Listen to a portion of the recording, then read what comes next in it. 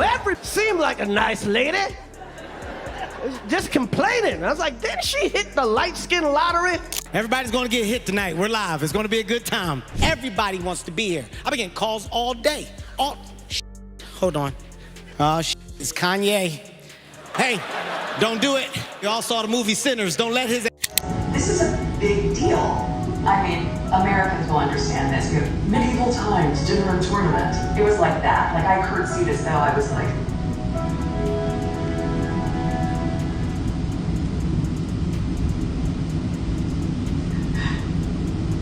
Pleasure to meet you, Your Majesty. Was that okay?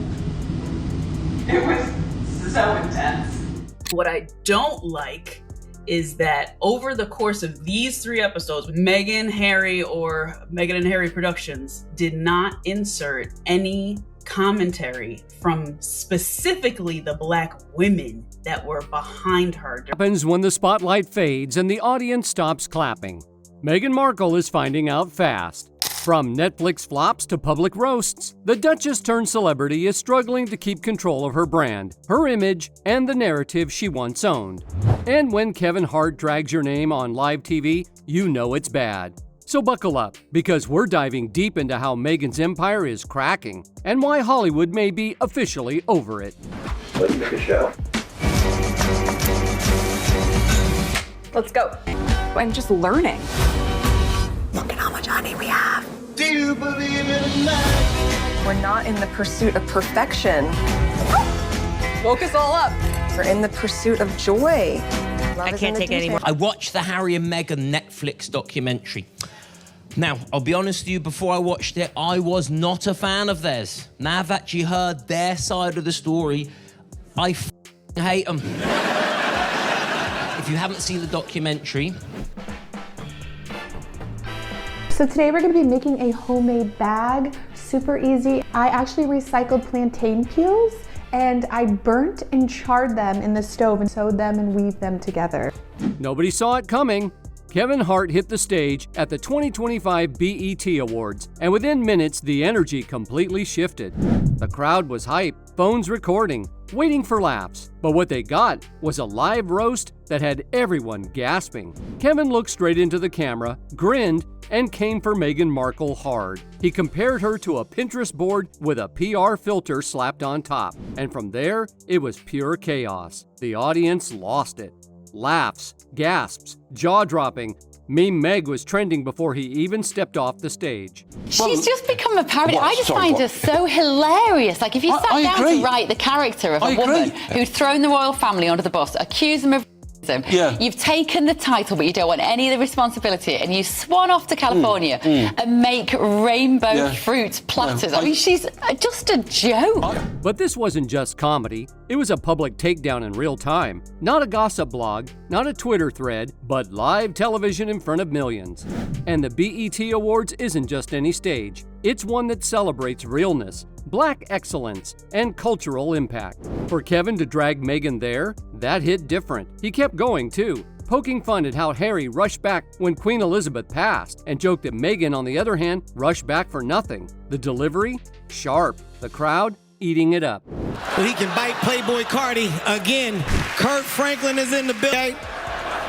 Put it away, Kurt. Put it away. We live. They can't do shit about it. We live. What I don't like is that over the course of these 3 episodes, Meghan, Harry, or Meghan and Harry Productions did not insert any commentary from specifically the Black women that were behind her during this time. The Black women in America, and I'm sure over in the UK, who uplifted and embraced. I feel like there was incredible support behind her, and there were definitely some people who were like, she's white passing, she can go, but there were a lot of people who were for her. Also, the word of like, I was never treated like a Black woman and now I just don't know what to do, is not sitting well with me. It is not sitting well with me at all. I think it is tacky as fuck to sit around in a meeting, talk about episodes 1, 2, and 3, and not know to put in Black women supported me during this time. And guess what? Meghan wasn't even there. She actually tried to be, according to people behind the scenes. Meghan had submitted a request to attend the event, but BET said nope, flat out rejection. Her name reportedly didn't even make it through the first round of discussions. Why? Because the organizers felt her presence would take away from the real focus of the night. That's not just rejection, that's a message. She went from global icon status to politely being shown the door. What made it worse? This all came right after her Netflix flop, With Love, Meghan. The series had all the right ingredients on paper: big budget, huge platform, emotional theme, but when it dropped, even loyal fans were confused. It felt off, too filtered, too pretty, too fake. It wasn't a documentary, it was a promo for the Meghan Markle lifestyle. Lemons wrapped in bows, perfect handwriting, soft lighting, and canned conversations. Critics didn't hold back either.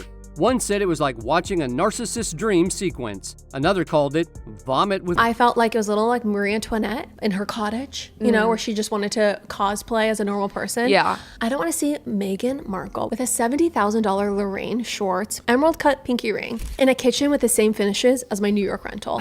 I want to see huge slabs of marble I could never afford in my wildest dreams. See, but that's not Montecito. I mean, I think Montecito is richy rich, but I think it's like lived in California vibe. It is, but that house and the finishes in the kitchen, they're not the level of her kitchen. I didn't notice It's not a beautiful stone. It was giving a little bit more elevated than HGTV set. Yeah. And that to me is like almost unacceptable. Yeah. I want to see the super wealth.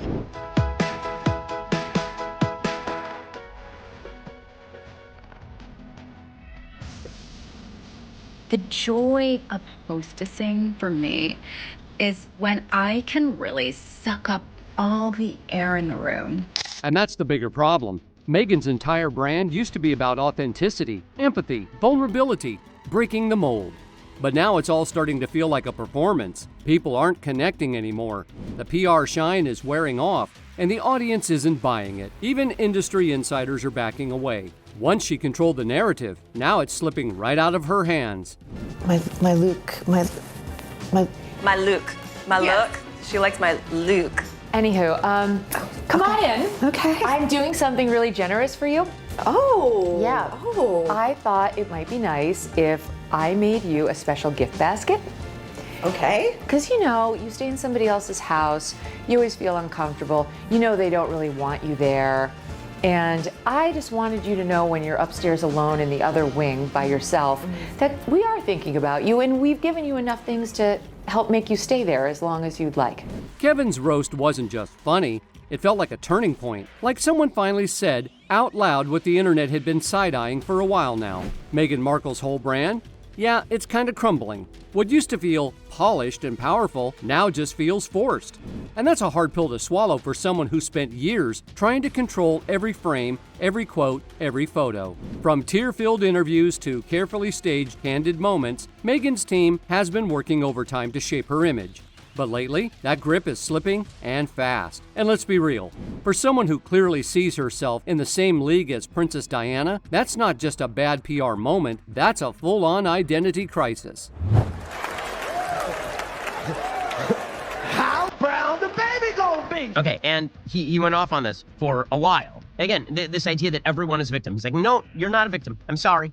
And one of the things that he said is... The show she hoped would win hearts, With Love, Meghan, did the opposite. Instead of making people feel something real, it left them feeling weirdly disconnected. It didn't come off relatable or deep. It felt like watching someone's luxury Pinterest mood board with a soundtrack. That glossy perfection, it backfired.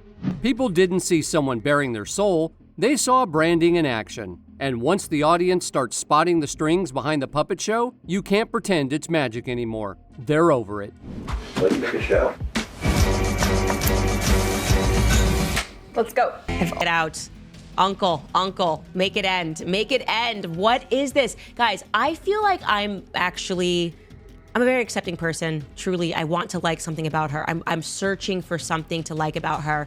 And it's so hard because she suffers from such a rare disorder of being unable to just be a human. Do you know what I mean? Backstage at the BET Awards, insiders say Meghan was furious. Not just because Kevin's roast hit a nerve, but because she couldn't do anything to spin it. This wasn't a UK tabloid headline she could shut down with a well-timed statement about racism. This was comedy, raw, live, and untouchable. Once you're the punchline, there's no PR fix. Her team tried the usual tricks, floating stories about a private engagement that kept her from attending, but those close to the event knew the real story. She wasn't invited. In fact, BET reportedly shut her out early on, worried she'd distract from the night's focus. That's not a scheduling conflict, that's a hard no. And the micro expressions and the jaw sets and the eyes go black and her shoulders rise up and she goes, you know, it's so funny. And she's like chopping something. So it's like dangerous. You know, it's so funny you say that. So funny you say that because you know what? I'm Sussex now. I'm Sussex. Oh my God. It was like a soap opera moment. We have it. Let's watch it. And for someone whose entire brand has revolved around being welcomed into elite spaces, that's brutal. Kevin moved on with the show like nothing happened, riding the wave of laughter and applause. Meanwhile, Meghan's team scrambled behind the scenes, trying to patch a wound that PR just couldn't cover. The curated image? It was cracking. And the audience? They were finally seeing what was underneath. Honestly, you could trace a lot of this back to the Netflix flop. On paper, With Love Meghan should have been a hit. Huge budget, worldwide release, personal storytelling, but when it dropped, fans didn't get real emotion, they got lemon-wrapped aesthetics and soft-focused shots of nothing. Even the die-hard supporters were confused. It felt like a commercial. Critics tore it apart. One headline called it a $100 million Pinterest fantasy. Another compared it to a voiceover slapped on a slideshow. Ouch. I've never seen this sort of before. I've never seen someone that struggles to just give us like one strip of authenticity. Because I know other women who are listening to this podcast can totally relate. When I have my girlfriends over and we're cooking, all of us are in full glam. And we're like, it's not about perfection, but then you look at what we've made and it's literally perfect. In fact, just when I make a cake, it looks just like that with my girlfriends. I look perfect, they look perfect, the cake looks perfect, but we say it's not about perfection. Really? Because I feel like it maybe is precisely about perfection. Skipping through with honey and bees, like who are you trying to be? And I just want to know who's around her. Because I feel like she needs Taylor Swift's marketing team, okay? Love her, hate her, think she's a fraud, whatever you want to say about Taylor Swift, she has had a brilliant marketing team behind her, okay? Why can't she just lend that marketing team to Meghan Markle? Why does she struggle so much with humanity? And the numbers told the same story. Views tanked after the first episode. People checked it out to see what all the hype was about. Then they dipped fast. That high-gloss Meghan vibe, it used to work for her, but now it just feels fake. There's no edge, no heart, no rawness, just perfect lighting and awkwardly staged moments. And when audiences start rolling their eyes instead of rooting for you, that's when things really start to shift. But one of our mom friends, she had said to me last year that she just created sort of secret email addresses for her kids that she'll give to them at some point in their life, and she would just send to them, random pictures. The pictures that you aren't going to put in a frame. Yeah. I thought it was such a great time capsule to create for them, because I still have scrapbooks and photo albums, but we're past that generation now. And so I'd created for the kids these email addresses that sort of like names, again, that you would never guess, that I will give them at some point in their lives when they're older. But before I go to bed almost every night, I email them. Wow. I email, because it doesn't have to be a heavy lift, and you email them like, here's your report card from today, or oh my gosh, you said the funniest thing this morning, or here's a picture of you two having breakfast, or here's you playing with the dog. The things that you're not going to frame, the things that you're not going to put pen to paper in a... People weren't really asking what Meghan had planned next anymore. Instead, the conversation shifted to something deeper. Was she ever going to be real with the public again? Because lately, everything she did started looking like part of a bigger strategy. 1 minute, there's a charity drop right after a scandal. Next thing you know, a podcast drops to smooth over the backlash. It didn't feel like a woman trying to live her life. It felt like a team running damage control behind a brand. And when the public starts seeing you more as a product than a person, yeah, the trust just fades away. This is a big deal. I mean, Americans will understand this. Medieval times, dinner and tournament. It was like that. Like I curtsied as though I was like...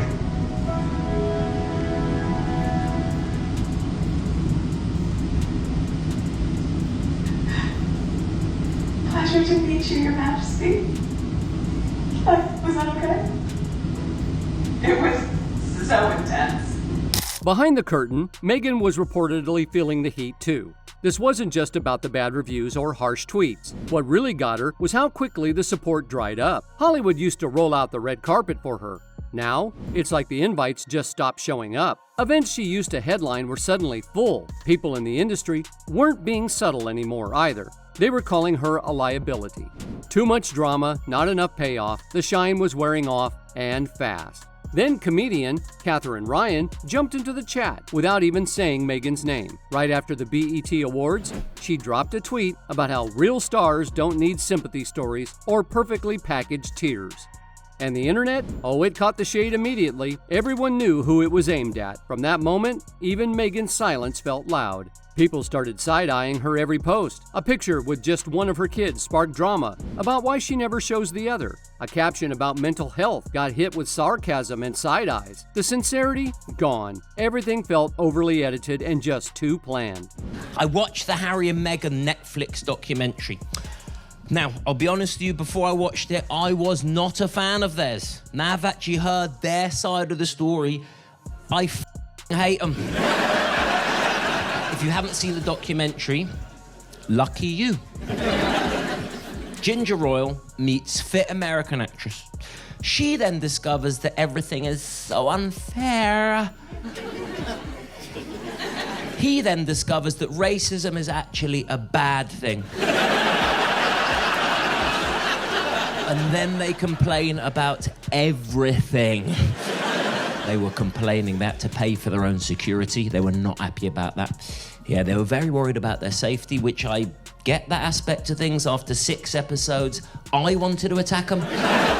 And now there's this weird clash between how Meghan wants people to see her and how they actually do. She's aiming for graceful, powerful, inspirational. But the truth? Wendy made something very clear. No one's buying the image anymore. Not even a high-end PR team could smooth over that one. What makes it worse is that Meghan hasn't figured out how to shift directions. Rebranding can work, sure, but only if there's something real underneath it. Right now, it just feels like the same storyline on loop. Another emotional interview, another polished podcast, another Netflix deal. All trying to convince the public she's just misunderstood. But after a while, it starts to sound like reruns. And in the entertainment world, reruns don't last long. They get pulled from the lineup. I don't think anyone in the world knows that Meghan Markle has eaten Jack in the Box and loves it. It's so funny, too, that you keep saying Meghan Markle. You know I'm Sussex now. You have kids, and you go, no, I share my name with my children. Yes. And that feels so, I didn't know how meaningful it would be to me, but it just means so much to go, this is our family name, our little family name. Well, now I know, and I love it. So when BET turned her away, it wasn't just them saying sorry, no room. It was them making a statement. That stage is meant to spotlight authenticity and real cultural impact. Letting Meghan in, it would have sent the wrong message entirely. Not because she's controversial, but because she's lost touch with what the room stands for. I think we're getting absolutely nothing that's authentic out of this. I mean, I think watching it was quite disappointing because you don't actually get that look into her life that you think you're going to get or you thought you were going to get when the series first said that it was going to launch. I mean, it's really this sort of charade of her playing a part in a home that's not her own, with people that she doesn't quite know. Some of them are her friends, some are on payroll. I just didn't see the Meghan that I was expecting to see, and it was absolutely not relatable. That was the main thing I was looking for in this. Meghan presents herself as this girl next door, but what we really got was this sort of person who's living in a Montecito palace, out of touch from reality. And that's the cut that probably hurts the most. Meghan worked hard to brand herself as the voice of the people, someone relatable and empowering. But somewhere along the way, the branding started to matter more than the actual message. And once people see through the image, it's hard to get that connection back. Why can't she just be like, hey, if I'm on that marketing team and I'm strategizing, I'm like, hey, here's what we're gonna do. You're just gonna be a person. She's like, what? What are you saying? You're gonna get up out of bed, okay? Your hair's gonna be a little messy, out of place. You're gonna go pick up your kids, maybe if that's what you do. And we're just gonna try to figure out like who you are. Like, I don't understand why they thought that producing what could only be described as a rom-com trailer. I truly, when I watched this, I tweeted, I thought it was gonna end and say, starring Drew Barrymore and Julia Roberts. in whatever too. You know, like, what is this? It's giving rom-com vibes. The music in the background. Do you believe in magic? Do you believe? What is that? Like, this is just, even when she was giving us reality, she couldn't give us reality. So I just wanted to say that if you don't like her, it's not your fault. It's because she's extremely unlikable, okay? She has the non-it factor. Now it's starting to hit people just how much that rejection actually shook Meghan's team. They didn't see it coming. They were still running on the same old playbook. Pull some emotional levers, line up a few polished interviews, and wait for the sympathy wave. But this time, nothing stuck. Even the usual tricks, those soft-focused charity appearances or surprise podcast releases, they couldn't shift the narrative. Every move that was supposed to show grace just ended up looking more like PR spin. Every statement felt rehearsed. And once you fall into that pattern, even the real stuff starts to feel fake.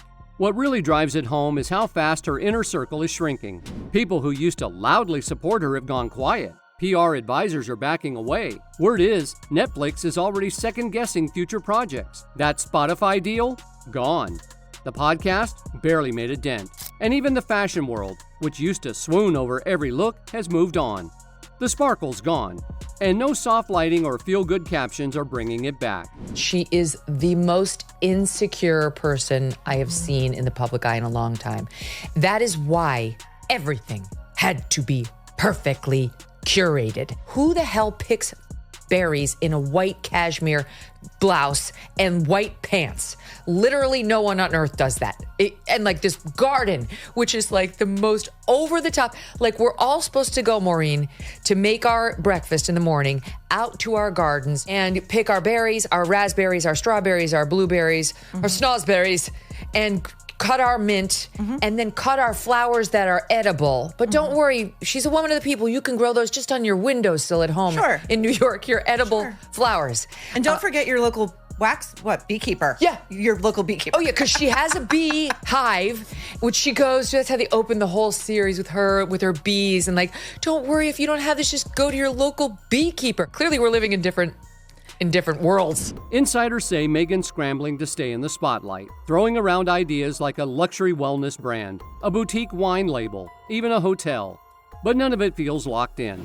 It's like she's pitching whatever she can, hoping something finally sticks. At the center of all this chaos is the biggest question of all. What is Meghan Markle even trying to say anymore? Her message is all over the place. Some days she's the bold outsider shaking up the royal system. Other days, she's channeling Diana with emotional photo ops. Then she's a Hollywood producer. Then a podcast host. Now she's leaning into lifestyle guru mode. The nonstop rebranding isn't lifting her up. It's wearing people out. That's the danger here. When the audience can't figure out what you stand for, they stop trying to connect. Show everybody trying to be a... Meghan thought that this was her next chapter. But what's playing out looks more like a slow, very public fall. The same woman who once made headlines just by walking into the room can't even get a ticket to the industry's biggest events now. The same Hollywood that once rolled out the red carpet, it's backing away, quietly, without scandal, without drama, just silence. And that silence, it's saying a lot. Meghan wanted to be remembered. She wanted to rewrite the rules. But in chasing that spotlight, she lost the thing that makes someone truly unforgettable, being real. Not curated, not edited, just real. Now the spotlight's fading, the clapping stopped, and Meghan's left staring down a hard truth. This was never just about the royals or the media. It's about staying relevant. And the rules of that game, they've changed. People aren't buying the brand anymore. They want the person. If Meghan doesn't find her way back to that truth soon, the final chapter might already be written. And it won't end with a comeback or a crown. It'll end with her missing from the room entirely. So here's what's currently going on with Meghan Markle, Prince Harry, and the royal family. People are raising eyebrows after the Sussexes made a surprising new hire. Meghan and Harry recently brought on Emily Robinson as their new director of communications. Sounds normal, right? Well, here's the twist. She's the same person who used to lead PR for The Crown, Netflix's royal drama series. Yep, the same show that caused more than a few headaches for the royal family. Robinson worked on promoting The Crown from season 3 all the way through season 6. And if you've seen even a single episode, you know that show isn't exactly kind to the royals. Now, according to reports, Robinson was also one of the people who pushed back when there were calls to add a disclaimer to the show, clarifying that it was fictional. That obviously didn't set well with Buckingham Palace, especially considering how close to home some of the storylines hit. So to see Meghan and Harry hire someone from that very team, one royal source couldn't believe it, calling the move almost beyond belief. That's how deep the tension runs. Still, people close to the Sussexes say they were fully aware of Robinson's past and didn't see it as a big deal. To them, The Crown was just one of many projects she worked on at Netflix. But from the outside, it's a bold move, and not one the royal household is likely to forget anytime soon. A bit near the knuckle, if not downright treasonable. Well, I think people watching the past 2-3 series have sort of felt that, yes, it is a bit near the knuckle and maybe treasonable, but we don't shove people in the Tower of London anymore or chop off their heads. We just wrap them across the knuckles. And what is your issue with the Crown? I mean, you've obviously been very close to royalty. You as know far as the Crown is concerned, you've got to look upon it as entertainment. That's all it is. I don't think anything's going to be damaging for the royals. Quite frankly, they've had to suffer all sorts of indignities. Look at Spitting Image in the 80s. And speaking of royal tensions, Prince Harry and Meghan are once again skipping a major family event. Trooping the color, the King's official birthday celebration is going down on June 14th. And once again, the Sussexes will be noticeably absent. According to reports, they're not attending, and honestly, it's not a shock. They haven't been working royals since 2019, and they've stayed away from most big royal events ever since. So who is showing up? Well, as expected, it'll be Prince William, Princess Kate, and their 3 kids joining King Charles and Queen Camilla on the Buckingham Palace balcony. This year, Charles is even breaking tradition by ditching the horseback ride and opting for a carriage instead. Meanwhile, Prince Harry has been making some emotional public comments about his father, especially since King Charles's cancer diagnosis. In a recent BBC interview, Harry said he wants to reconcile, calling life precious, and saying he doesn't know how much time his dad has left. He admitted that they haven't been speaking due to ongoing security issues, but said he hoped Charles would be willing to work things out. According to Harry, his father has the power to fix everything if he'd just step back and let professionals handle the situation. But judging by how things are playing out, there's still a big wall between Harry and the rest of the family. Sources say Meghan is treating it all like a business decision, staying cool and focused, while Harry is still emotionally caught up in the past. People close to the couple say they're being kept in the loop about what's happening in the UK, but only from a distance. The bottom line, there's still a serious lack of trust between them and the palace, and for now, it looks like that divide isn't going anywhere. So what's next? Is Meghan about to reinvent herself again? Or is she quietly fading into the background? The invites are drying up, the buzz is cooling off, and fans are starting to question what's really real anymore. One thing's for certain, when the brand doesn't land, the fall hits fast, and it hits cold. But hey, maybe the story's not over yet. What do you think? Drop your thoughts in the comments down below, and give a like to our video. And don't forget to subscribe for more spicy updates and British royalty.